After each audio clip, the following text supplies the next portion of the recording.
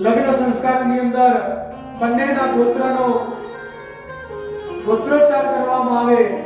અને એ વખતે વર્ણન સ્ત્રીનું એટલે દીકરીનું વર્ણન કરવાનું બતાવેલું છે। ત્યાં આગળ કન્યા પક્ષ અને છોકરા પક્ષના વર પક્ષનો ગોત્રોચ્ચાર થાય, કન્યાદાન થાય અને એની અંદર જે લક્ષણો હોય લક્ષણો કહેવામાં આવે દીકરીના કે મારી દીકરીને આ વસ્તુ પસંદ છે, મારી દીકરીને આ વસ્તુ પસંદ નથી, આ બધું એને કહેવામાં ત્યાં આગળ આવે છે। એટલે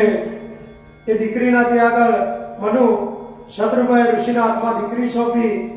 કદમ સેવામાં સમર્પિત જંગલમાં રહેનારા બાજી અને પાંદડા ખાઈને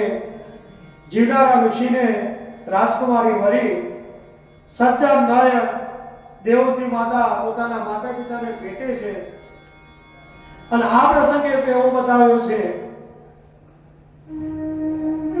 કે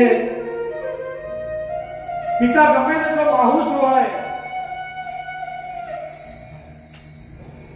ગમે તેટલો કઠણ છાતીનો હોય, પણ જ્યારે દીકરીને લગ્ન કરાવીને વરાવવાની વેળા આવે ને ત્યારે પિતા એક ખૂણાની અંદર ઊભો થઈ જાય છે અને દીકરી પણ બધાને મળતી છેલ્લી તેના પિતાની પાસે જાય છે। ગમે તેવો કઠણ કાળજાનો બાપ હોય પણ એ સમયે તે પોતાના આંસુને રોકી શકતો નથી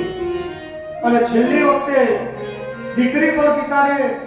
ભેટીને રડે છે અને પિતા દીકરીને ભેટીને રડે છે અને પછી દીકરી કોઈને ભેટવાને લાયક રહેતી નથી અને ત્યાંથી એ ગાડીની અંદર કે રથ હોય તો રથની અંદર એ દીકરી બેસે છે અને જેને જન્મથી લઈ અને 20 વર્ષ 25 વર્ષ જેની આંખોની આગળ રમતી એ દીકરી એક જ ક્ષણની અંદર